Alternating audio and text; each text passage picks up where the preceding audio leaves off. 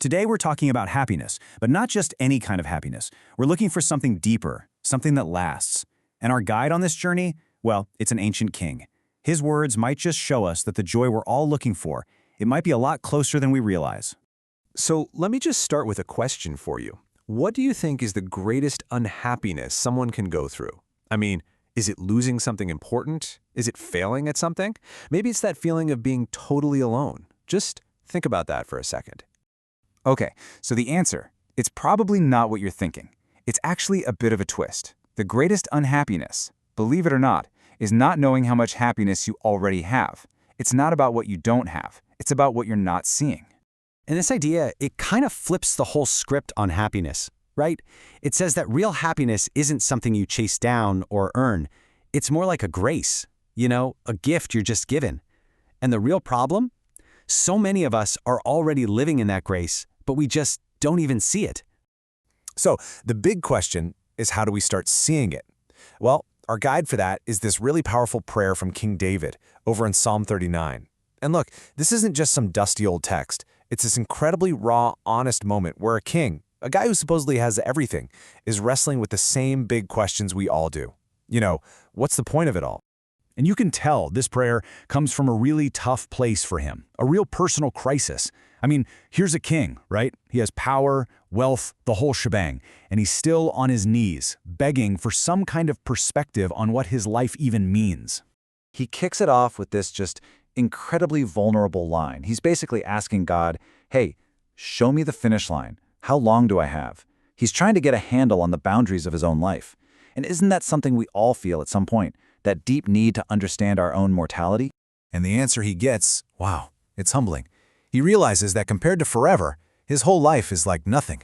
It's like a single puff of air, a mere breath.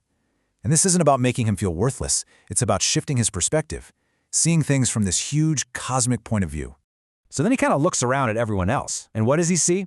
Just a bunch of people running around, stressed out, chasing things that just don't last. They're piling up money and stuff, but for what?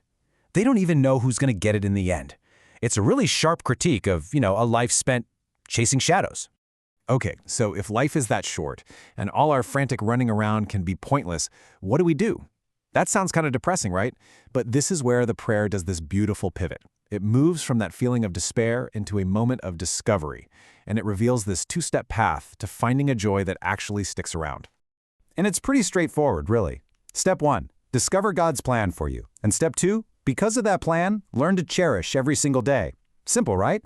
But let's break down what those two things actually mean. So that first step, it's really important. When David asks to know his end, he's not just talking about his death date. He's asking to understand his purpose. The idea here is that true happiness doesn't come from our own plans and goals. It comes from finding out what the divine plan is for us and then just living it out. And to really hammer this point home, David uses this fantastic metaphor. He says his life is as wide as a hand. Back then, that was a real unit of measurement, literally the width of your hand from your thumb to your pinky. It's such a powerful physical way to show you just how incredibly short our time here is.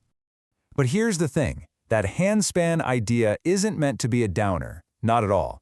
It's supposed to be a wake-up call. Realizing we're living in this tiny, finite space between being born and dying, well, it makes every single day incredibly precious, doesn't it? Knowing there's a limit is exactly what makes the now so valuable. Okay, but let's be real for a second. It's easy to talk about cherishing a day when things are going great, but what about when they're not? What about when life is just hard, when you're in pain? Well, this is where David's prayer gets to its real peak, revealing the one thing that can be our anchor when the storm hits.